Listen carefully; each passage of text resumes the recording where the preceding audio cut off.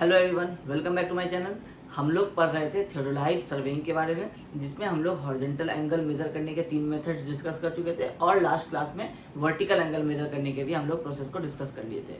अब एक थियोडोलाइट से हम लोगों का हॉरिजॉन्टल एंगल मेजर हो सकता है, वर्टिकल एंगल मेजर हो सकता है और कुछ मिसलेनियस एक्टिविटीज हो सकते हैं, मतलब बहुत सारे और अदर ऑपरेशंस हो सकते हैं। उसको हम लोग एक टर्म में रखेंगे, मिसलेनियस एक्टिविटीज ऑफ थियोडोलाइट। मतलब हम लोग थियोडोलाइट से कौन कौन सी और एक्टिविटीज कर सकते हैं हॉरिजॉन्टल एंगल और वर्टिकल एंगल के अलावा। तो है वैसे बहुत भी ब्रॉड, लेकिन हम लोग इसमें से मेजर जो हमारे टॉपिक्स होंगे, जो हम लोग इस थियोडोलाइट की मदद से हम लोग ज़्यादा करते हैं या मोस्टली आपको हर साइट पे ये यूज़ होता है, वो आपको 3 मेथड्स हैं जो हम लोग मिसलेनियस एक्टिविटीज़ के अंदर रखते हैं। जैसे कि पहला है आपको डिफ्लेक्शन एंगल मेजर करना, किसी भी दो लाइंस के बीच का डिफ्लेक्शन एंगल कितना होगा वो। दूसरा आपको मैग्नेटिक बियरिंग, मैग्नेटिक नॉट से आपको किसी भी लाइन का मैग्नेटिक बियरिंग कितना होगा, जो आप कंपास से भी मेजर करते थे वो आप थियोडोलाइट से भी मेजर करते हैं, ये हम लोग जानेंगे। और हम लोग जानेंगे कि ranging and extending a line. अब ranging and extending a line में क्या होता है कि लाइन को या तो आप स्ट्रेट करते हैं या फिर आपको एग्जिस्टिंग लाइन है उसको आप आगे एक्सीड करते हैं, आप उसको एक्सटेंड करते हैं। तो ये सारी चीज़ें आपको इस वाले पॉइंट में डिस्कस होंगी। तो ये 3 एक्टिविटीज़ जो हैं ये हम लोग ऑपरेशंस पढ़ेंगे मिसलेनियस एक्टिविटीज़ के अंदर में। इसके बाद वाले क्लास में जब ये हम लोगों का आज अगर कंप्लीट हो जाएगा तो फिर हम लोग नेक्स्ट वाले क्लास से थियोडोलाइट ट्रैवर्सिंग की तरफ जाएंगे कि थियोडोलाइट से हम लोग ट्रैवर्सिंग कैसे करते हैं, ट्रैवर्स क्या होता है, ये सारी चीज़ें हम लोग नेक्स्ट क्लास में डिस्कस करेंगे। वो थियोडोलाइट सर्वेइंग का सेकेंड पार्ट होगा। ये फर्स्ट वाला जो पार्ट था ये आपका थियोरेटिकल पार्ट ज़्यादा था। नेक्स्ट वाला जो पार्ट होगा वो आपका न्यूमेरिकल या फिर आपको टेबल में आपको ज़्यादा वो डिस्कस होगा, तो उसमें से आपको न्यूमेरिकल्स आ सकते हैं, लेकिन इस फर्स्ट वाले पार्ट में से आपको सिर्फ थ्योरी आएगा। ठीक है। अब आज वाले क्लास में हम लोग सबसे पहले डिस्कस करते हैं कि डिफ्लेक्शन एंगल मेजरमेंट कैसे होता है थियोडोलाइट के हेल्प से। अब डिफ्लेक्शन एंगल क्या होता है पहले ये समझना जरूरी है। जब भी आप किसी, अगर आप एक ओपन ट्रैवर्स कर रहे हैं, ट्रैवर्स क्या होता है कि जब भी आप किसी पॉइंट से सर्वे शुरू करते हैं और आप वहां से एक इस वाले पॉइंट पे गए, फिर वहां से इस वाले पॉइंट पे गए, जब आप इस सर्वे को वापस उसी स्टार्टिंग पॉइंट पे क्लोज कर देते हैं, मतलब ये सारे जो लाइंस है ये एक आपको जब लूप बनाते हैं, मतलब एक प्रोसेस बनाते हैं कि ये चलता रहेगा, रिपीट होता रहेगा, तो ये आपको कहलाता है क्लोज्ड ट्रैवर्स। ठीक है। और जब आपका यही सर्वे यहाँ से स्टार्ट होता है, बट ये यहाँ से यहाँ जाएगा, यहाँ से यहाँ आएगा, यहाँ से यहाँ जाएगा और फिर यहाँ से यहाँ, इस तरह से करके चलता रहेगा, ये भी आपको एक प्रोसेस है। बट ये प्रोसेस कौन सा है जिसका स्टार्ट पॉइंट ये होगा और एंड पॉइंट ये होगा।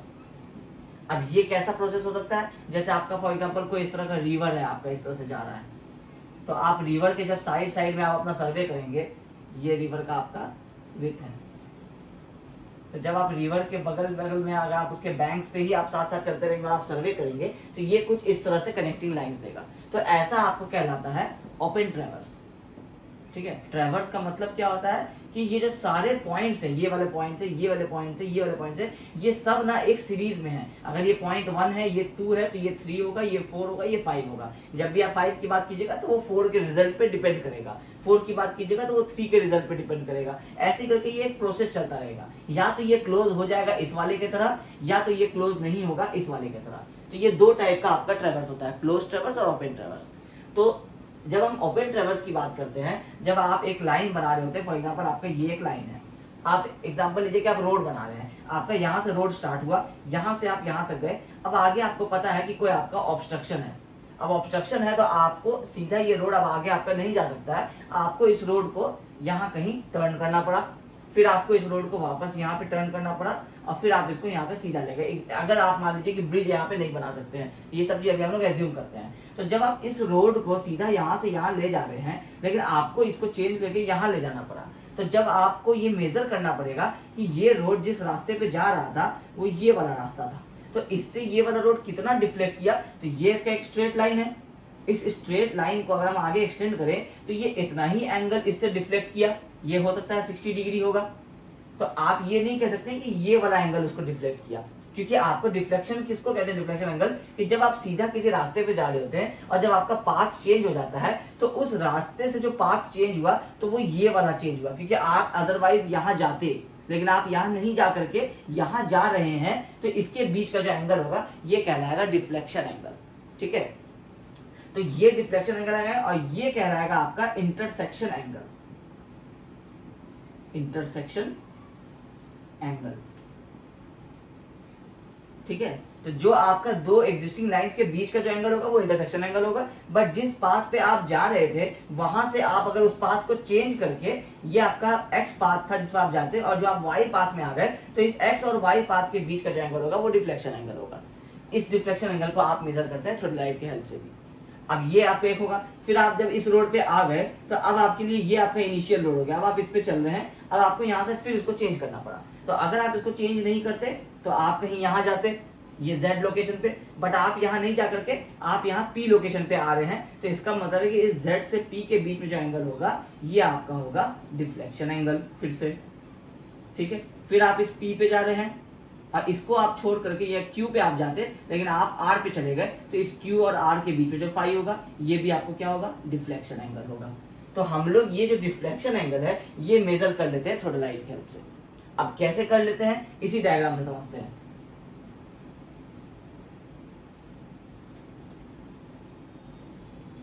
ठीक है, हम लोगों का ये लाइन था,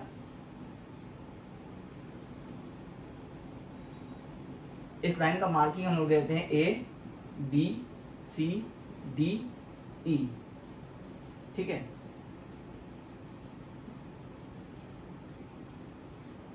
अब हम लोग पॉइंट A से B पे जा रहे थे, B से हम लोग C पे चले गए, तो हम लोगों को निकालना है ये वाला एंगल, इसको हम लोग नाम दे देते हैं फाई 1। अब हम लोगों को फाई 1, हम लोग ना स्टेप इसका डिस्कस नहीं करेंगे क्योंकि जो आपको नोट्स दिया हुआ होगा उसमें आपको ये डिफ्लेक्शन एंगल, मैग्नेटिक बियरिंग और रेंजिंग और एक्सटेंडिंग लाइन का आपको थ्योरी जो है वो दिया होगा कि हम लोग कौन सा क्लैंप स्क्रू को लूज करेंगे, कौन से वाले को टाइट करेंगे, तो आपका कैसे यहाँ पे मूव करेगा और आपका एंगल आ जाएगा। स्टेप उसमें लिखा है, हम यहाँ पे इसको एक्सप्लेन कर देते हैं आपको अच्छे से, ताकि आप जब इसको देखने के बाद अगर आप नोट्स पढ़ेंगे तो आपको एग्जैक्टली वही सारी चीजें होंगी जो हम लोग अभी यहाँ डिस्कस कर रहे हैं।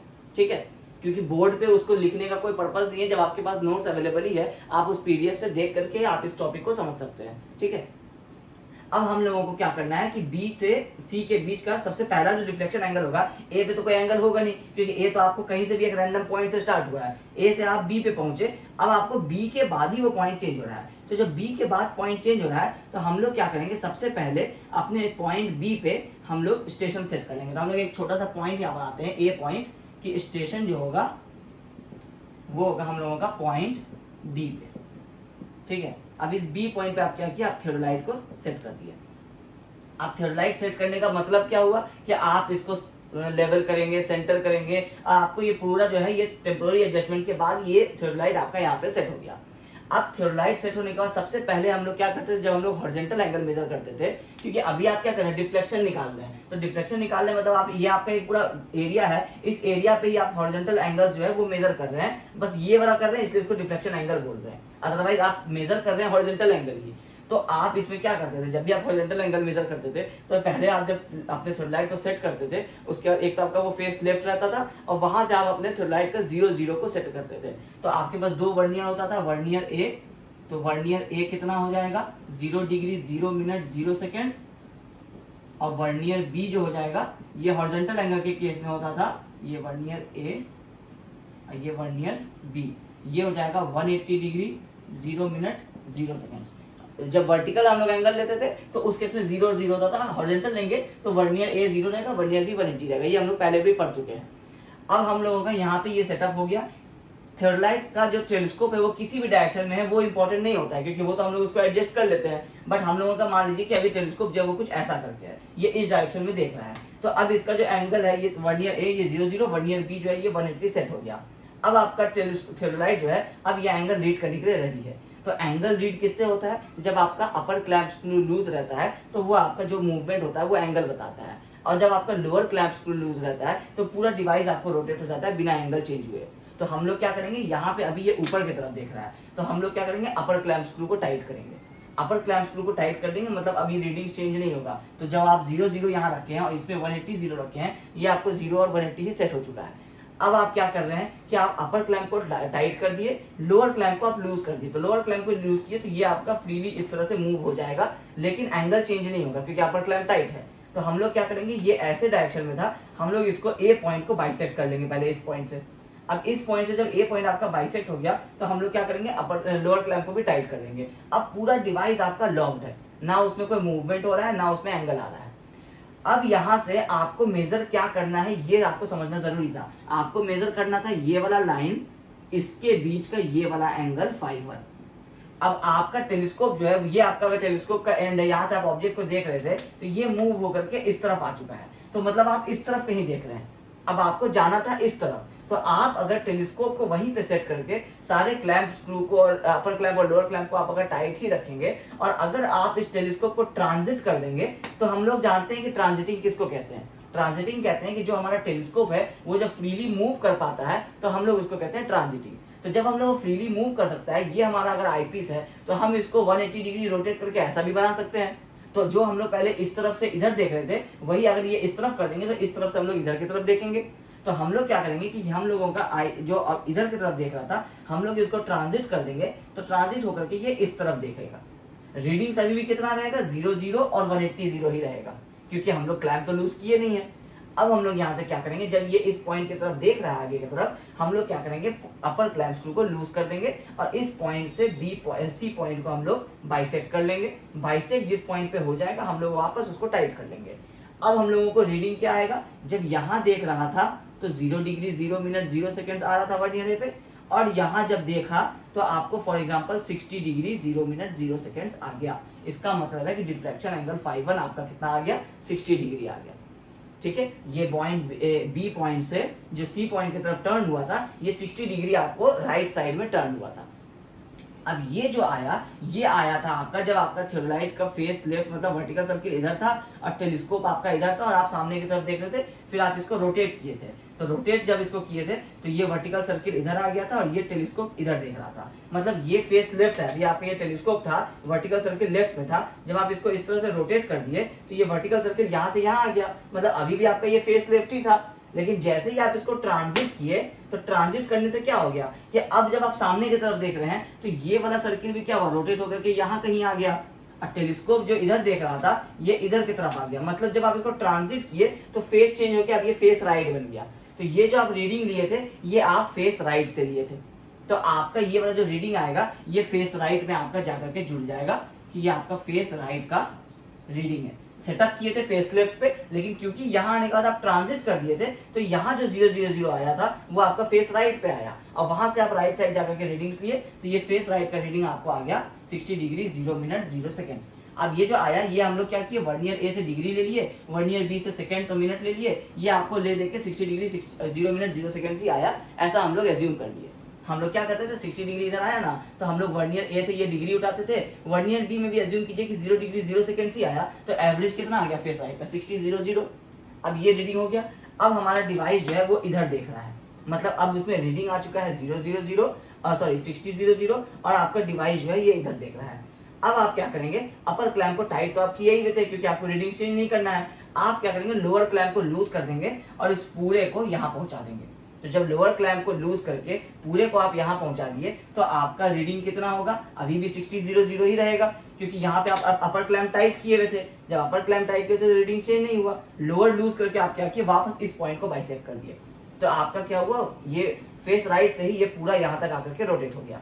अभी ये फेस राइट ही चल रहा है, क्योंकि यहाँ आपका ये आपका फेस राइट था, तो यहाँ से ही जब आप इस तरफ मूव कर रहे थे तो वर्टिकल सर्किल जब इधर राइट में था तो इधर भी राइट में था, और जब आप इस तरफ आ गए तो अब वर्टिकल सर्किल आपका इस तरफ है और आपका टेलीस्कोप जो है ये इधर देख रहा है। अब आप यहाँ से रीडिंग्स कितना है, 60 0 0 है, क्योंकि यहाँ पे 60 आ गया था, आप इसको चेंज नहीं किया। अब आप यहाँ से जब फिर से एक बार ट्रांजिट कर दीजिएगा इस तरह से, तो अब आपका क्या होगा, ये वाला सर्किल यहाँ आ जाएगा और टेलीस्कोप इधर की तरफ देखेगा, आप सामने की तरफ। अब ये आपका क्या हो गया, फेस लेफ्ट हो गया। अब आप फेस लेफ्ट जब हो गया तो आप यहाँ से भी फिर एक रीडिंग ले लीजिए। अब पहले कितना था, 60 डिग्री था, फिर आप इसको ट्रांजिट किए, 60 डिग्री रहा। अब आपका कितना हो गया, 120 डिग्री, क्योंकि 60 था और 60 और ऐड हो जाएगा। तो जो पहले से आपका 60 डिग्री यहाँ देखने के बाद आप लॉक किए हुए थे, वो यहाँ से यहाँ तक आया। और फिर जब आप यहाँ से देखना शुरू किया अपर क्लैंप लूज करके, तो फिर आपको 60 के बाद 61 62 करते करते यहाँ 120 डिग्री 0 मिनट 0 सेकेंड आपको फाइनल रीडिंग आ गया। तो फाइनल रीडिंग आया 120 डिग्री 0 मिनट 0 सेकेंड। रीडिंग लिए हैं आप दो बार, एक बार फेस राइट के लिए, एक बार फेस लेफ्ट के लिए। तो इसमें इंडिविजुअली तो काउंट होगा नहीं, क्योंकि आप दो रीडिंग बिना रीडिंग को जीरो किए हुए लिए हैं, तो मतलब आपका ये टोटल एंगल हो गया। तो टोटल एंगल डिवाइडेड बाय जब 2 करेंगे तो इसका जो मीन आएगा ये आपको आ जाएगा आपका फाइनल आपका डिफ्लेक्शन एंगल φ1। मतलब हम लोग क्या किए, हम लोग सेम वही काम किए जो हर बार करते थे। फेस लेफ्ट से रीडिंग लिए, फेस राइट से रीडिंग लिए। फेस लेफ्ट में 60 आया, फेस राइट का हम लोग 0 करके भी अगर लेते तो वो आपको 60 आता, तो हम लोग दोनों का मीन ले लेते। इसमें हम लोग क्या किए कि क्योंकि सेटअप यहाँ किया हुआ है, बार बार हम लोगों को 0 नहीं करना पड़ेगा, तो हम लोगों को जब पहली बार में ही हम लोग जब ट्रांजिट किए थे और ये फेस लेफ्ट पे सेटअप करने के बाद ट्रांजिट किए तो फेस राइट बन गया, तो फेस राइट का रीडिंग पहले ले लिए।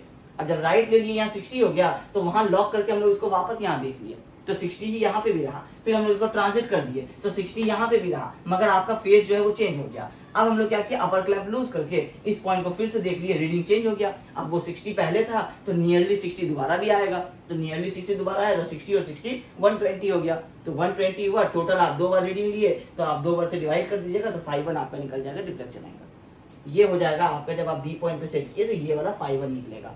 अब आपका जब सी पॉइंट से आप बी की तरफ जा रहे हैं तो ये वाला एंगल कितना है, 5-2 है। आप सेम प्रोसेस फिर यहाँ थियोडोलाइट सेट करेंगे। इस बार पहले आप ए की तरफ देख रहे थे क्योंकि ये आपका बेसिक लाइन था, इस बार आपका बेसिक लाइन ये रहेगा और आपका नेक्स्ट वाला लाइन ये रहेगा। तो आप पहले इधर की तरफ सेट करेंगे, फिर यहाँ से आप ट्रांजिट करेंगे, फिर आप रीडिंग लेंगे, ये एक रीडिंग आएगा, फिर आप इसको रोटेट करके यहाँ ले आएंगे, फिर से ट्रांजिट करेंगे, फिर दोबारा रीडिंग लेंगे, वो दूसरा रीडिंग आ जाएगा, फिर वो दोनों रीडिंग का एवरेज लेंगे तो 5-2 मिल जाएगा। सेम इसी तरह आपका ये वाला एंगल, आपको ये वाला 5-3 हो जाएगा। फिर आप डी पे सेट करेंगे तो आपका ABCDE जो आपका एक ट्रेवर्स है, ओपन ट्रेवर्स ABCDE, इसमें आपको टोटल 3 स्टेशन रखना पड़ा, बी पे, सी पे और डी पे। इससे आपको ये पूरा ट्रेवर्स में जो है आपको सारा एंगल मिल गया।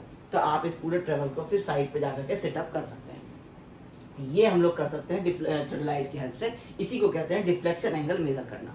जब आप यूनिट 4 पढ़ेंगे जो कर्व्स आएगा उसमें आपका, तो कर्व्स यूनिट में भी हम लोग इसी डिफ्लेक्शन एंगल से रिलेटेड हम लोग अपना हॉरिजॉन्टल कर्व्स को प्लॉट करते हैं, उसमें भी आपको ये डिफ्लेक्शन एंगल देखने को मिलेगा। उसको हम लोग साइड पे करते हैं इस वाले प्रोसेस से।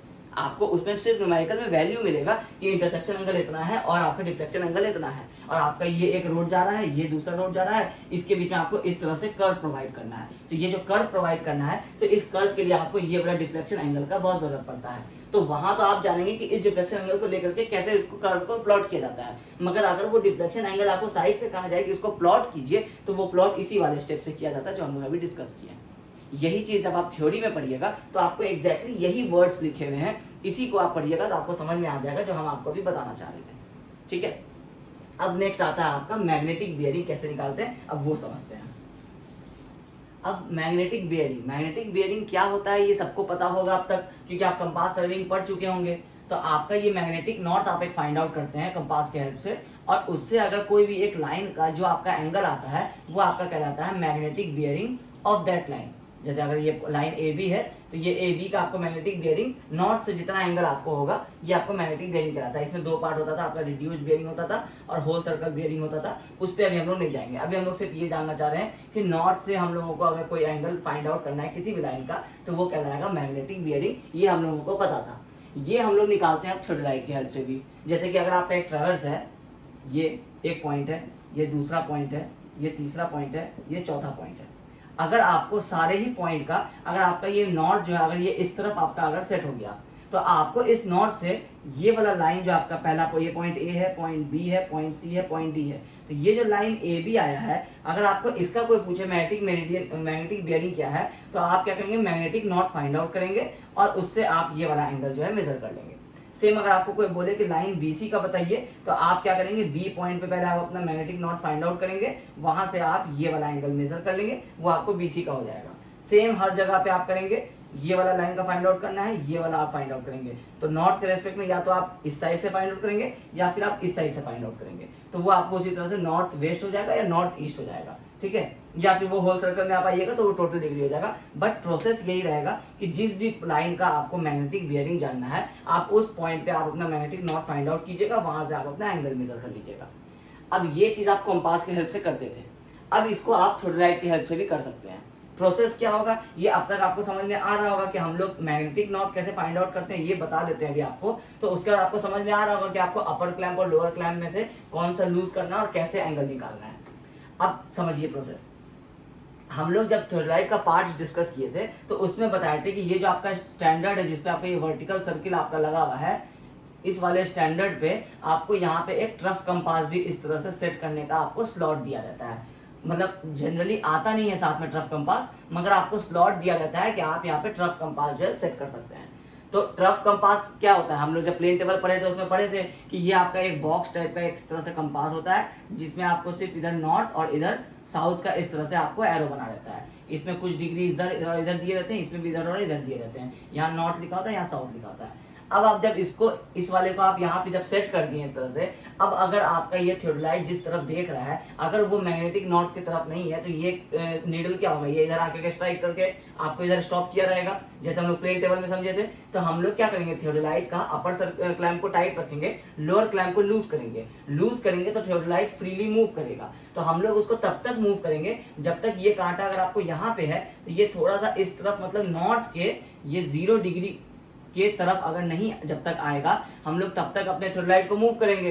और जब वो मूव करते करते जब ये नॉर्थ आपका 0 डिग्री आ जाएगा, इसका मतलब है कि जिस तरफ अब आपका टेलीस्कोप देख रहा है उसी तरफ आपका मैग्नेटिक नॉर्थ भी है, आपका नीडल बिल्कुल स्ट्रेट है। तो आप क्या करेंगे, वहां पे लोअर क्लैंप को टाइट कर देंगे। अब आप अपना थियोडोलाइट को फिक्स कर देंगे, मतलब अब आपका थियोडोलाइट जिस तरफ देख रहा है वो आपका मैग्नेटिक नॉर्थ है, ये आपको पता चल गया।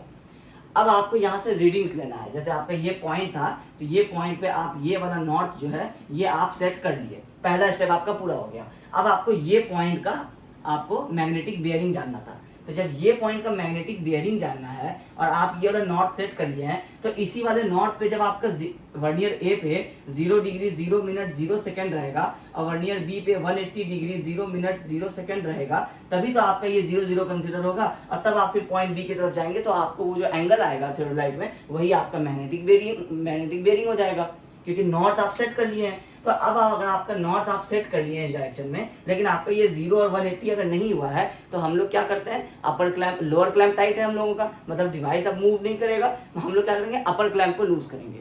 अपर क्लैंप जब लूज करेंगे तो अब हम लोगों का ये जो मेन स्केल है और ये जो वर्नियर स्केल है, ये दोनों हम लोगों का फ्री हो जाएगा, मूव करेगा। तो हम लोग इसको इस तरह से मूव करेंगे कि ये आपका 0 0 और 180 0 पे आकर के सेट हो जाए। जब ये सेट हो जाएगा तो हम लोग अपने अपर क्लैंप को भी टाइट कर देंगे। मतलब अब हम लोगों का ये मैग्नेटिक नॉर्थ हो गया। टेलीस्कोप भी हम लोगों का इसी डायरेक्शन में देख रहा है, इसी डायरेक्शन में हम लोगों का टेलीस्कोप भी देख रहा है। ये हमारा आई पीस है, ये हमारा ऑब्जेक्ट लेन है। और आपका रीडिंग्स भी जो है वो ए पे 0 0 आ गया है, बी पे 180 आ गया है। तो मतलब अब आपका जो थियोडोलाइट है वो इस पॉइंट पे प्रॉपर्ली सेट किया है, सेंटर्ड है, लेवल्ड है, और रीडिंग्स भी 0 0 आ रहा है, और मैग्नेटिक नॉर्थ भी इस नीडल में आपको मिल गया है। अब ये इस डायरेक्शन में देख रहा है, ये आपका मैग्नेटिक नॉर्थ हो गया। अब आपको बी पॉइंट का रीडिंग निकालना है। आप क्या करेंगे, अपर क्लैंप लूज करते हैं तो रीडिंग्स आता है, तो हम लोग क्या करेंगे, अपर क्लैंप को लूज करेंगे और सीधा हम लोग बी पॉइंट की तरफ साइड करेंगे। तो जब यहाँ पे 0 0 0 है थियोडोलाइट में, जैसे हम अपर क्लैंप को लूज करके बी की तरफ साइड करेंगे, तो अगर वो आपको एग्जाम्पल के लिए 110 डिग्री एंड 10 मिनट 10 सेकेंड्स आया आपको अगर वर्नियर ए पे, ठीक है, तो आप वर्नियर ए से क्या किए, ये वाला रीडिंग्स नोट कर लिए। जब आप वर्नियर बी पे देखे तो उस पे आपको आया 290 डिग्री और 10 मिनट्स 20 सेकेंड्स। तो इसका मतलब क्या हो गया कि ये वाला तो हम लोग इग्नोर कर देते हैं वर्नियर बी का, हम लोग वर्नियर ए का ये वाला रीडिंग लेंगे डिग्री। तो हम लोगों का टोटल कितना आ जाएगा 110 डिग्री। ए और बी दोनों में मिनट्स कितना है 10 मिनट्स, तो 10 मिनट्स ही रहेगा एवरेज। इसमें 10 सेकंड है, इसमें 20 सेकंड है, तो मतलब 15 सेकंड जो है ये आपको जब आप फेस लेफ्ट रख करके जब आप पहले से आप जब एक रीडिंग लिए तो आपका टोटल जो आपका मैग्नेटिक बियरिंग आया ये आया आपको 110 डिग्री 10 मिनट 15 सेकेंड्स। ठीक है, यही आपका हो गया मैग्नेटिक बियरिंग। लेकिन अभी आप क्योंकि सिर्फ फेस लेफ्ट से लिए हैं तो अब आप क्या करेंगे, वापस से डिवाइस को यहाँ लाएंगे, फेस राइट करेंगे इस बार, और फेस राइट करने के बाद फिर जब 0 0 से आप फिर एक रीडिंग लेंगे, फिर आपको ये जो दो रीडिंग्स आएगा, फिर आप उन दोनों का जो एवरेज लेंगे तो वो आपको मैग्नेटिक बियरिंग हो जाएगा। ये फेस लेफ्ट से आया था, अब ये फेस राइट से लेंगे, तो फेस राइट से लेंगे तो हो सकता है 110 डिग्री 20 मिनट 15 सेकेंड्स आए। तो जब आपको दो रीडिंग्स आ गया और दोनों अलग अलग आ गया तो आप दोनों का एवरेज लेंगे, तो ये आपको 110 डिग्री 15 मिनट 15 सेकेंड्स, ये आपका फाइनल मैग्नेटिक बियरिंग निकलेगा। जो पहले आपका ये आया था एक बार में, तो ये आपको वर्नियर ए पे आया, ये आपका वर्नियर बी पे आया, दोनों का एवरेज लिए तो आपको एक रीडिंग मिला फेस लेफ्ट से। सेम प्रोसीजर आप रिपीट किए, फिर से फेस राइट पे आया, फिर आपको एक रीडिंग मिला, दोनों का जब मीन लिए तो ये आपको फाइनल आ गया आपको magnetic bearing of this line A B. इसी तरह से आपको सारे स्टेशन पे, जैसे आपको कोई दूसरा पॉइंट यहाँ पे होगा, ये पॉइंट सी होगा, सेम आप यही प्रोसेस आप बी पे करेंगे, सेम प्रोसीजर आपको रिपीट होगा। और ये आपको हर स्टेशन पे फेस लेफ्ट फेस राइट, हर स्टेशन पे फेस लेफ्ट फेस राइट, फिर आपको इससे मिल जाएगा मैग्नेटिक बियरिंग। यही चीज आप पढ़ते थे कंपास सर्वेइंग में भी। अब थियोडोलाइट में क्या है कि आप इसको दो तरीके से कर सकते हैं। पहला तरीका है कि आप हर स्टेशन पे आप अपना थियोडोलाइट को सेटअप कीजिए और उससे आप अपना रीडिंग्स, मैग्नेटिक बेयरिंग्स नोट कर लीजिए। इसको हम लोग कहते हैं लूज नीडल मेथड। यही जो आप कंपास सर्विंग का जो आपका ये प्रोसेस था कि आप हर स्टेशन पे कंपास सेट करते थे और उस पॉइंट का आप बियरिंग या फिर उस पॉइंट का आप एंगल नोट कर लेते थे, वो कहलाता था लूज नीडल। लूज नीडल मतलब क्या हुआ, एक नेम है लूज नीडल। ये लूज नीडल मेथड जो है इसका मतलब यही होता है कि हर स्टेशन पे आपको अपने इंस्ट्रूमेंट को ले जाना पड़ेगा और वहां पे आपको उसका पार्टिकुलर बेयरिंग नोट डाउन करना पड़ेगा। अब एक आता है आपका फास्ट नीडल मेथड। ये लूज नीडल मेथड आप पढ़े होंगे कंपास सर्विंग। तो कंपास सर्विंग में आप मेथड यूज करते थे वो आपको कहलाता था लूज नीडल। अब जो आप जब थियोडोलाइट से ट्रेवर्स करेंगे, जो हम लोगों का नेक्स्ट वाला पार्ट जब आएगा, जब इस सारे थ्योरी को डिस्कस करने के बाद जब हम लोग थियोडोलाइट ट्रेवर्सिंग डिस्कस करेंगे तो उसमें हम लोग डिस्कस करेंगे फास्ट नीडल मेथड। मतलब एक ही जगह पे हम लोग अपना थियोडोलाइट सेट करेंगे और ए बी सी डी जितने भी पॉइंट होंगे सबका हम लोगों को बियरिंग मिल जाएगा। तो वो कैसे होगा, वो फास्ट नीडल मेथड से होगा। वो कैसे होता है वो हम लोग जब आगे पढ़ेंगे तो उसमें हम लोग डिस्कस करेंगे इस चीज को, ठीक है। तो अभी हम लोग जब इस टॉपिक को पढ़ रहे हैं कि मिसलेनियस ऑपरेशन जो थियोडोलाइट से होंगे, तो उसमें हम लोग पढ़े कि डिफ्लेक्शन एंगल कैसे मेजर करते हैं, वो स्टेप्स आपको नोट्स में दिया हुआ है, वो आपको लिखना है। मैग्नेटिक बेयरिंग कैसे ऑब्टेन करते हैं, तो मैग्नेटिक बेयरिंग के लिए इतना सा सिर्फ पॉइंट समझ लीजिए सिंपल सा कि ये पॉइंट ए है, यहाँ से आप मैग्नेटिक नॉट फाइंड आउट करेंगे। ये आपका लाइन ए बी है, आपको इसका एंगल मेजर करना है। फॉर एग्जाम्पल अगर आपका थियोडोलाइट इस तरह से सेट है तो पहले आप इसको 0 0 कर लीजिए। 0 0 करने के बाद आप इसको मैग्नेटिक नॉट की तरफ ला करके यहाँ पे लॉक कर लीजिए। अब मैग्नेटिक नॉट की तरफ आपका रीडिंग 0 0 0 होना चाहिए। डिवाइस फेस लेफ्ट होना चाहिए, मतलब वर्टिकल सर्किल लेफ्ट साइड में होना चाहिए। वहां से आप इस पॉइंट को मेजर कीजिएगा, जो एंगल आएगा वो वर्नियर ए और बी का एवरेज ले लीजिएगा, तो वो आपको फेस लेफ्ट का एक रीडिंग आ जाएगा। उसके बाद सेम प्रोसेस आप फिर फेस राइट करके करेंगे, फिर वहां से एक रीडिंग लेंगे, फिर उसमें भी वर्नियर ए बी का रीडिंग आएगा, तो उससे आपको फेस राइट का रीडिंग आ जाएगा। फिर उन दोनों का जो मीन लेंगे तो आपको फाइनल आपको रीडिंग आ जाएगा मैग्नेटिक बियरिंग का, ठीक है। यही वाला स्टेप जब आप नोट्स में देखेंगे तो उसमें लिखा हुआ है। यही चीज होता है आपको मैग्नेटिक बियरिंग फाइंड आउट करना यूजिंग थियोडोलाइट। अब ये हो गया आपको सेकेंड वाला मेथड कि मैग्नेटिक बियरिंग कैसे हम लोग फाइंड आउट करते हैं। अब इससे और मिसलेनियस एक्टिविटी जो हम लोग कर सकते हैं वो है आपका ranging and extending a line. अब ये ranging and extending a line क्या होता है ये समझते हैं। अब थर्ड पॉइंट है ranging and extending a line. Ranging का मतलब होता है कि किसी भी दो पॉइंट्स को या तीन पॉइंट्स को एक स्ट्रेट लाइन में लाना। ये आप पढ़ते होंगे चेन सर्वे में, आप पढ़े होंगे रेंजिंग ए लाइन, या तो आप बाय डायरेक्ट आई मेथड से पढ़ते थे या फिर आप पढ़ते थे लाइन रेंजर की हेल्प से आप लाइन को रेंज करते थे। तो वो रेंज करने का मतलब ही होता है कि अगर एक लाइन यहाँ, एक पॉइंट यहाँ है, एक पॉइंट यहाँ है, एक पॉइंट यहाँ है, तो ये आपको एक स्ट्रेट लाइन फॉलो नहीं कर रहा है। तो इसको एक स्ट्रेट लाइन में लाने को हम लोग कहते हैं रेंजिंग।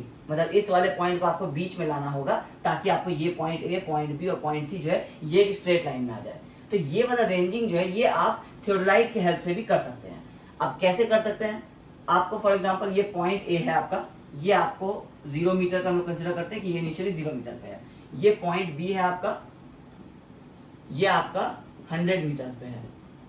अब ये आपका स्टार्टिंग पॉइंट कंसिडर कीजिए, ये आपका एंड पॉइंट कंसिडर कीजिए। आपको ये दोनों पता है कि आपके ये फाइनल पॉइंट्स और इसके लोकेशन भी आपको फाइनल है। बट इसके बीच में जब आप इंटरमीडिएट पॉइंट्स नोट कर रहे थे, जैसे point A1, point A2, point A3, point A4 और इस तरह से करके पॉइंट A5, ये आपके इंटरमीडिएट पॉइंट्स हैं जो आप इसी स्ट्रेट लाइन के बीच में आप वो किए थे, मतलब आप पॉइंट आउट किए हैं कि ये आपका इंपॉर्टेंट लोकेशन है। बट ये आपका स्ट्रेट है या नहीं है ये आप कैसे फाइंड आउट करेंगे, और अगर स्ट्रेट नहीं है तो इसको करेक्ट कैसे करेंगे, मतलब इसको रेंजिंग कैसे करेंगे, तो ये हम लोग करते हैं थियोडोलाइट की हेल्प से। अब ये आपको पता है कि ये आपका एक्यूरेट नहीं है क्योंकि आपका प्रॉपर्टी लाइन अगर ये पॉइंट ए से पॉइंट बी तक था तो आपको राइट और लेफ्ट में पॉइंट्स नहीं जा सकते या किसी भी एक डायरेक्शन में पॉइंट्स आपके नहीं जा सकते। तो उसको आप कैसे करेक्ट करेंगे, आप पॉइंट ए पे सेटअप करेंगे अपना थियोडोलाइट, और थियोडोलाइट में आपका थियोडोलाइट में जब टेलीस्कोप होगा वो पॉइंट करेगा आपके बी पे जो आपका रेंजिंग रॉड है, आप यहाँ पे एक रेंजिंग रॉड सेट करेंगे और यहाँ पे आपका आईपीस रहेगा। यहाँ से आप पॉइंट ए पे आप सेटअप किए हैं, सेंटर्ड किए हैं, लेवल कर दिए, मतलब आप इस ए पे जो रेंजिंग रॉड था उसके जगह पे आपका ये थियोडोलाइट सेट हो गया है। अब यहाँ से आप पॉइंट बी को देख रहे हैं, ये आपका लाइन ऑफ साइट है, ठीक है। अब जब आप इस पॉइंट से, जब आप टेलीस्कोप से आप पॉइंट बी को देख रहे हैं और रेंजिंग रॉड आपका परफेक्टली बाइसेक्ट हो रहा है, इसका मतलब है कि पॉइंट ए से पॉइंट बी तक का जो एक स्ट्रेट लाइन है वो इस इमेजिनरी लाइन को फॉलो कर रहा होगा। अब जो जो चीजें इस इमेजिनरी लाइन में नहीं आएंगी वो चीजें इसका मतलब है कि स्ट्रेट लाइन में नहीं फॉलो कर रही हैं। अब जैसे आप पॉइंट ए से देखें, अब पॉइंट बी को देखें, तो ये पॉइंट ए से A1 को क्रॉस करता हुआ A2 को क्रॉस करता हुआ सीधा चला गया पॉइंट बी पे। अब इसमें आपको A3 का रॉड नहीं दिखाई दिया, A4 का रॉड नहीं दिखाई दिया, A5 का रॉड नहीं दिखाई दिया।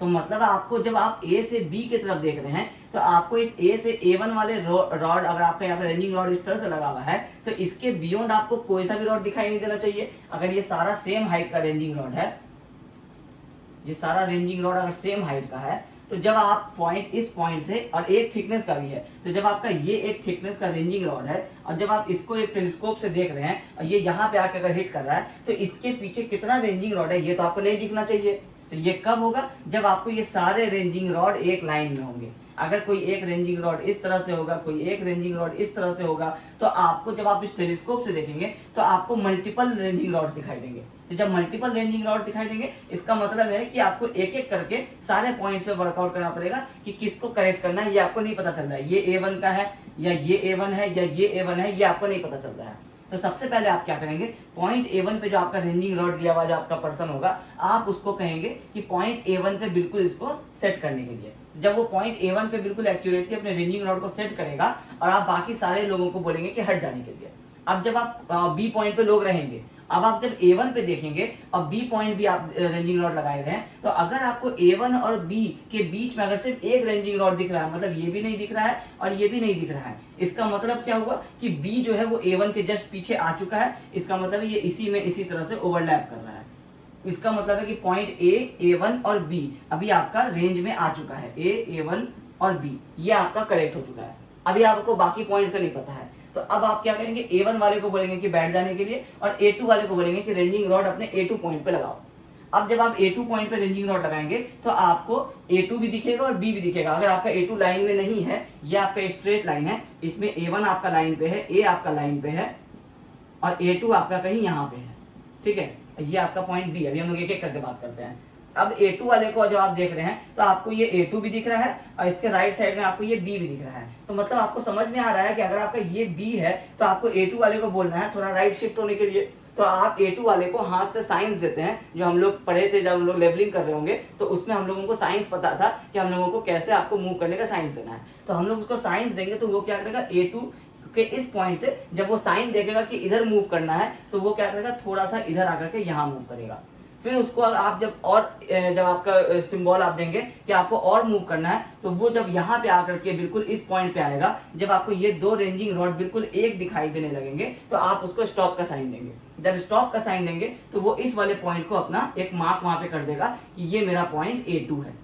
अब जब आप A1, A2 और B ये तीन पॉइंट पे आप रेंजिंग रॉड रखेंगे तो आपको सिर्फ एक ही दिखाई देगा, क्योंकि A1 रेंज में था, A2 भी अब आपका A और B के रेंज में आ चुका है। तो इसका मतलब है कि अब आपका A1, A2 और B आपका रेंज में आ चुका है। फिर आप क्या करेंगे, A3 वाले को भी सेम प्रोसीजर वैसे ही होगा। अगर A3 वाला इधर है तो आप उसको लेफ्ट साइड मूव करने का इशारा देंगे, तो वो इस पॉइंट से मूव करते करते जैसे ही इस पॉइंट पे आएगा कि ये आपको नहीं रहेगा, ये आपको नहीं रहेगा, यहाँ पे थियोडोलाइट रहेगा और यहाँ पे आपको रेंजिंग रॉड रहेगा। जैसे ही आपको ये वाले का रेंजिंग रॉड और ये वाले का रेंजिंग रॉड एक दिखेगा तो मतलब A3 का लोकेशन भी फाइनल हो गया। फिर आपका A1, A2, A3 और B ये आपका रेंज में आ चुका है। फिर सेम प्रोसीजर आप सारे पॉइंट के साथ करेंगे, फिर A4 भी वैसे आएगा, A5 भी वैसे आएगा। तो पॉइंट A फाइनल था, पॉइंट B फाइनल था, इसके बीच का लाइन आपका स्ट्रेट नहीं था। उसको स्ट्रेट करने के लिए चेन सर्वे में आप लाइन रेंजर का यूज करते थे। थियोडोलाइट सर्वेइंग अगर आप कर रहे होंगे, अगर आपके पास थियोडोलाइट है तो आप उसमें थियोडोलाइट की हेल्प से इस लाइन को रेंज कर सकते हैं। यही एक मिसलेनियस ऑपरेशन है आपका थियोडोलाइट को यूज करते हुए। अब ये तो हुआ आपको रेंजिंग। अब एक दूसरा और एक्टिविटी है एक्सटेंडिंग ए लाइन। मतलब आप एक्सटेंडिंग कैसे करते हैं, मतलब आपका कोई एग्जिस्टिंग पॉइंट है, आपका कोई सर्वे पहले का किया हुआ है पॉइंट A और B तक का, और आपको उसको पॉइंट F तक ले जाना है, तो वो हम लोग कैसे करते हैं वो समझते हैं। फॉर एग्जाम्पल आपका ये पॉइंट A है, ये पॉइंट B है, ये सर्वे आपका पहले किया हुआ था। अब आपको इस वाले पॉइंट को एक्सटेंड करके C, D, E तक ले जाना है एग्जाम्पल के लिए।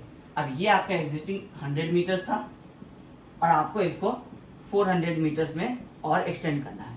तो 400 मीटर जो आप एक्सटेंड करेंगे और 100 मीटर जो आपका था, और आपको पता है कि ये आपको एक स्ट्रेट लाइन में आपको अगर एक्सटेंड करना है, तो ये स्ट्रेट लाइन में एक्सटेंड हो रहा है या नहीं हो रहा है, ये भी हम लोग कर सकते हैं थियोडोलाइट की हेल्प से। या फिर अगर आपका ये पॉइंट ए बी के बाद से इस तरह से कहीं जाता तो ए बी तो आपको आ जाता, फिर बी पॉइंट से आपका सी डी और ई पॉइंट को आपको एक्सटेंड करना पड़ता।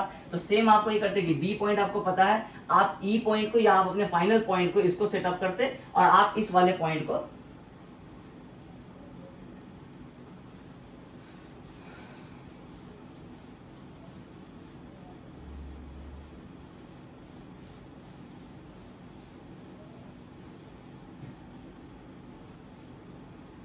फॉर एग्जाम्पल आपका ये पॉइंट ए है, ये पॉइंट आपका बी है। अब आपको ये अगर एग्जिस्टिंग आपका 100 मीटर्स था और आपको इसको और आगे की तरफ एक्सटेंड करना है स्ट्रेट लाइन में 400 मीटर्स तक, ये पॉइंट सी है आपका 400 मीटर्स इसका फाइनल लोकेशन है, ये आपका 0 मीटर था, ये 100 मीटर था। तो मतलब आपको 300 मीटर इसको और एक्सटेंड करना है और स्ट्रेट लाइन में एक्सटेंड करना है। तो ए भी आपको एक्सटेंड किया हुआ है, तो इसका मतलब है कि अगर आप ए पॉइंट पे आप अपना अगर इंस्ट्रूमेंट सेट करेंगे और बी पॉइंट पे आप अगर रेंजिंग रॉड रखेंगे और ए से जब आप बी की तरफ देख पा रहे हैं, अब बी इंटरसेक्ट हो जा रहा है ए के लाइन ऑफ एक्सिस से, तो इसका मतलब है कि ए बी तो आपको स्ट्रेट लाइन हो गया है। अब आपको ये पॉइंट सी तक एक्सटेंड करना है, लेकिन इस पॉइंट सी के बीच का जो डिस्टेंस है ये आपको ज्यादा है, ये आपको 300 मीटर है। तो आप क्या करेंगे, आप चाहेंगे कि इसमें बीच में आप 2 पॉइंट और इंटरवल्स बना दें ताकि ये 100 मीटर 100 मीटर 100 मीटर का हो। अब इसको आप कैसे करेंगे, सेम प्रोसीजर जो भी हम लोग यूज किए थे, आपका ए और बी आपका फाइनल है, आगे का आपको कोई भी पॉइंट फाइनल नहीं है। तो आप ए से बी की तरफ देख रहे थे, आप क्या करेंगे कि इस सी B1 पॉइंट पे आप एक थर्ड पर्सन को बोलेंगे कि रेंजिंग रॉड लेकर के खड़े हो जाओ। अब अगर वो एक्यूरेटली सही पॉइंट पे खड़ा हुआ होगा तो आप जब ए से बी की तरफ देखेंगे तो फिर आपको बी और B1 में एक ही रेंजिंग रॉड दिखाई देगा।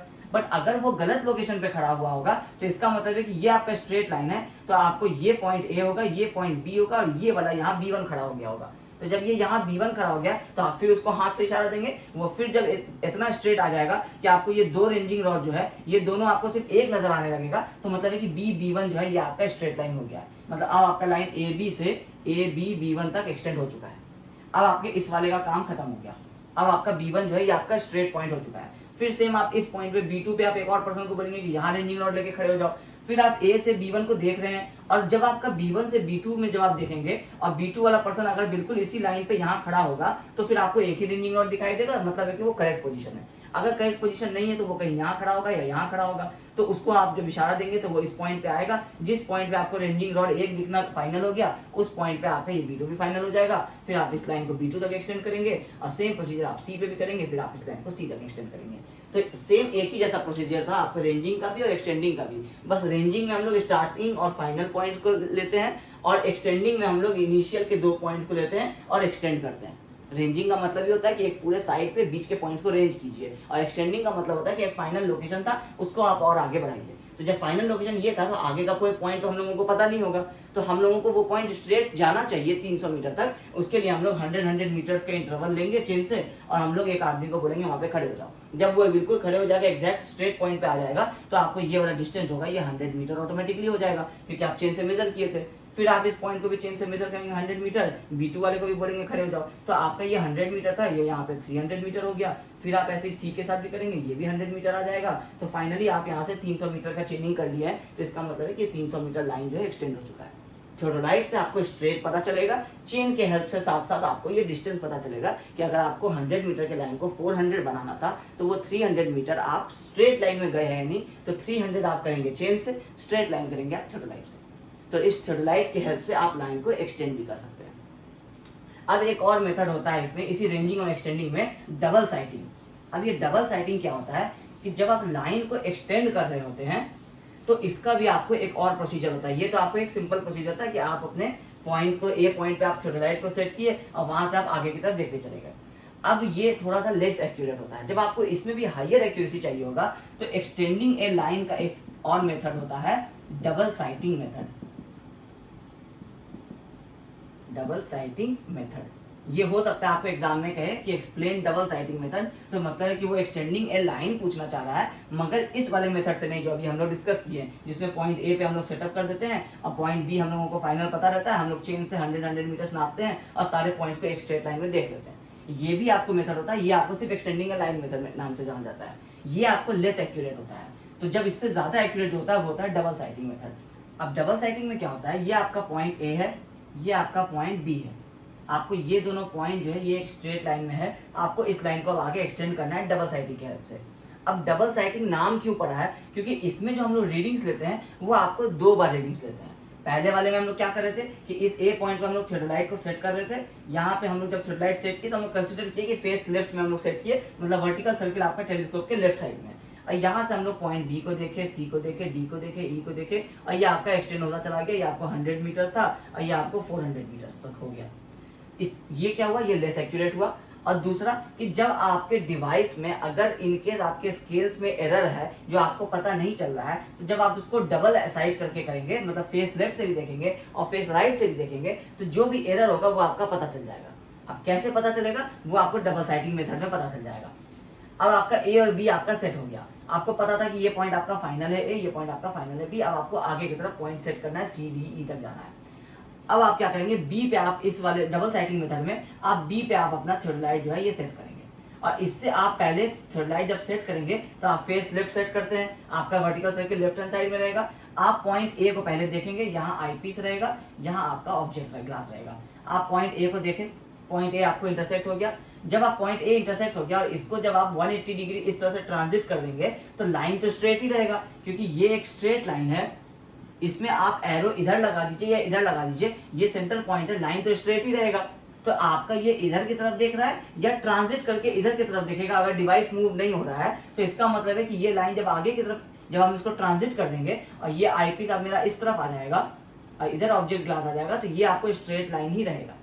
ठीक है, फेस लेफ्ट से हम लोग इसको देख लिए पॉइंट को, फिर हम लोग ट्रांजिट कर लिए। अब ट्रांजिट करने के बाद हम लोग जो 100 मीटर मेजर किए और उस पॉइंट पे हम लोग अपने जो डिवाइस से जब हम लोग एक थर्ड पर्सन को बोले कि सी पॉइंट पे रेंजिंग रॉड लेकर के खड़े हो जाओ और वो रेंजिंग रॉड आपको इस पॉइंट से बाइसेक्ट अगर हो गया तो उसको हम लोग एक नेम दिए C1। इसको हम लोग एक लाइन में दिखा देते हैं, ये यहाँ पे इसमें दिखा रहे हैं। ये आपका पॉइंट है A, ये आपका पॉइंट है B। और अब जब आप इस C1 को बोले कि ये स्ट्रेट लाइन में आ जाओ, तो क्योंकि आपका डिवाइस में अगर एरर नहीं था तो जब आप पॉइंट B से A को देखे थे तो ये स्ट्रेट लाइन था, तो जब आप B से C को देखेंगे तो वो भी स्ट्रेट लाइन में होना चाहिए अगर आपके डिवाइस में एरर नहीं है तो इसका मतलब है कि C फिर आपका इस लाइन में आ गया है। लेकिन अभी अगर मान लेते हैं कि आपके डिवाइस में अगर एरर है तो आपका ये जो C होगा ये आपको C1 यहाँ पे दिखा रहा होगा, जो हम लोग यहाँ C1 नोट किया है। थियोडोलाइट में वो बिल्कुल स्ट्रेट दिख रहा है, तो आप यहाँ से एक्चुअली देख रहे हैं इस डायरेक्शन में, आपको वो पता नहीं चल रहा है कि ये स्ट्रेट ही देख रहे हैं। आपको लग रहा है कि आपका डिवाइस परफेक्ट है और आप बिल्कुल स्ट्रेट देख रहे हैं, बट वो लाइन क्या हो जा रहा है, वो लाइन टेढ़ा हो जा रहा है। तो आपका ये एक पर्सन का लोकेशन आ गया फाइनल C1, ये आपको थियोडोलाइट से दिख गया था। अब आप क्या करेंगे, बी पॉइंट से वापस ए पॉइंट पे देखेंगे, मगर इस बार जो आपका फेस लेफ्ट था पहले, अब आप उसको फेस राइट करके देखेंगे। जब आप फेस राइट करके देखेंगे ए पॉइंट को, फिर आप ट्रांजिट करेंगे और फिर अगर वो एरर सही में होगा तो इसका मतलब है कि इस बार जो आपका पर्सन सी आपको दिखेगा वो इस वाले डायरेक्शन में दिखेगा, क्योंकि पहले जब आपका फेस लेफ्ट था तो आपका इस तरफ दिख रहा था, तो जब आप फेस राइट कर दिए हैं तो आपको ये इस तरफ एकदम सेम एंगल पे इस तरफ दिखेगा। तो इसका मतलब है कि एक्चुअल पॉइंट ये सी होना चाहिए था, बट क्योंकि आपके डिवाइस में एरर था तो आपको पहले C1 यहाँ दिखा, बाद में C2 यहाँ दिखा। अब हुआ कंफ्यूजन कि ये वाला जो डिस्टेंस है C1 और C2, इन दोनों में से एक्चुअली करेक्ट पॉइंट कौन सा है। तो इन दोनों के बीच का जो वैल्यू हम लोगों का आएगा, ये वाला डिस्टेंस हम लोगों को पता रहेगा, ये वाला डिस्टेंस हम लोगों को पता रहेगा, दोनों के बीच का जो वैल्यू आएगा ये रहेगा हम लोगों का पॉइंट C। तो ये जो पॉइंट C निकला, अगर आपके डिवाइस में एरर नहीं होता तो C1 भी आपको C पे ही खड़ा रहता, C2 भी आपको C पे ही खड़ा रहता, अगर डिवाइस में एरर नहीं होता तो। क्योंकि आप इसको जब ट्रांजिट किए थे तो आपका ट्रांजिट करने के बाद ये वाला जो एरो है, ये पॉइंट C ही आपको दिखना चाहिए था। तो जब आप पहली बार भी देखते, उसका नाम C1 देते तो वो इसी पॉइंट पे दिखता, दूसरी बार भी देखते तो वो इसी पॉइंट पे दिखता, तो मतलब आपका फाइनल हो जाता कि यही पॉइंट C है। लेकिन अगर आपका एरर आएगा तो पहली बार में C1 दिखेगा, तो दूसरी बार में वर्टिकली ऑपोजिट आपको यहाँ C2 दिखेगा। तो आप दोनों के बीच का डिस्टेंस ले लेंगे, ये आपका पॉइंट C हो जाएगा फाइनल। अब पॉइंट C आपको मिल गया। अब आप जब चाहें अगर उसको टेस्ट करना तो आप फिर पॉइंट A पे जब आप अपना थियोडोलाइट रखेंगे और आगे की तरफ देखेंगे तो पॉइंट B और पॉइंट C का जो रेंजिंग रॉड होगा वो आपको सिर्फ एक दिखेगा, क्योंकि अब आपका जो ये लाइन है ये स्ट्रेट हो चुका है। अब आप क्या करेंगे, फिर से अब आपको जब लाइन और आगे एक्सटेंड करना है और इसी एक्यूरेसी के साथ करना है, तो अब आप अपने पॉइंट C पे आप अपना थियोडोलाइट को सेट करेंगे। पहले पॉइंट B पे किए थे, आप पॉइंट C पे सेट करेंगे। सेम प्रोसीजर हम लोग फिर से करेंगे, या तो B देख लेंगे या A देख लेंगे, क्योंकि आपको दोनों ही स्ट्रेट है, तो चाहे B देख लेंगे, फिर से हम लोग फेस लेफ्ट से देखेंगे, फिर हम लोग ट्रांजिट करेंगे, ये पॉइंट आएगा D1, फिर से हम लोग इसको वापस फेस राइट करेंगे, फिर ट्रांजिट करेंगे, ये पॉइंट आएगा D2, अगर ऐसा हुआ इसका मतलब क्योंकि यहाँ भी हुआ था तो यहाँ भी होगा, क्योंकि थियोडोलाइट तो आपका एरर है, लेकिन उस समय आप करेक्ट नहीं कर सकते हैं, वो आपको एडजस्टमेंट के लिए उसको भेजना पड़ेगा वर्कशॉप में। तो फिलहाल के लिए आपको जब रीडिंग लेना है तो ये D1 D2 लेंगे, दोनों के बीच का वैल्यू ले लेंगे, ये पॉइंट D हो जाएगा। इसी तरह से ये लाइन जो है ये एक्सटेंड होता चला जाएगा। ये है आपको डबल साइटिंग मेथड।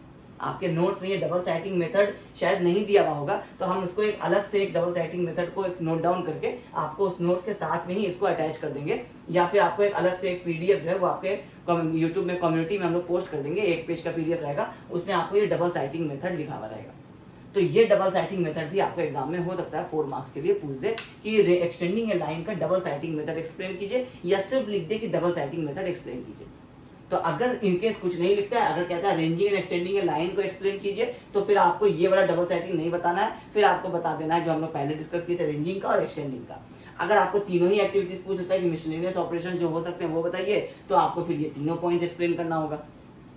तो यही है तीनों जो आपको ये 4 टाइप का जो मेजर मिसलेनियस एक्टिविटीज है, जो deflection angle, magnetic bearing, ranging और एक्सटेंडिंग ए लाइन, जो हम लोग थियोडोलाइट की हेल्प से करते हैं। ये मेजर आपको ऑपरेशंस है। तो थियोडोलाइट सर्वेइंग को हम लोग 2 पार्ट में जो डिस्कस करना चाह रहे थे, पहला था थियोडोलाइट और उससे रिलेटेड सारा ऑपरेशंस, और दूसरा पार्ट होगा कि थियोडोलाइट से जो हम लोग ट्रैवर्स करते हैं। तो पहला वाला पार्ट आज हम लोगों का कंप्लीट हो जाता है। थियोडोलाइट सर्वेइंग यूनिट का एक पार्ट हम लोगों का आज कंप्लीट हो जाता है। अब जो कल से हम लोग नेक्स्ट वाले क्लास से हम लोग जो स्टार्ट करेंगे थियोडोलाइट सर्वेइंग में ही, उसी में हम लोग स्टार्ट करेंगे थियोडोलाइट ट्रैवर्सिंग। अब थियोडोलाइट ट्रैवर्सिंग आपको न्यूमेरिकल और थ्योरी के साथ कंबाइंड आपको पोर्शन है। इसमें तो आपको सिर्फ थ्योरी ही था। अब हम लोग बढ़ेंगे थियोडोलाइट को यूज करते हुए कैसे हम लोग अपने न्यूमेरिकल्स को भी करते हैं। ट्रैवर्सिंग जो आपको पता है क्या होता है, हम लोग उसको कैसे अप्रोच करते हैं, ये सारी चीज़ें हम लोग अब नेक्स्ट वाले क्लास से पढ़ेंगे। तो आई होप आपको आज की क्लास में ये सारी चीज़ें समझ में आ गई होगी। तो अगर ये वीडियो पसंद आया तो इस वीडियो को ज़रूर लाइक कीजिएगा। Thank you.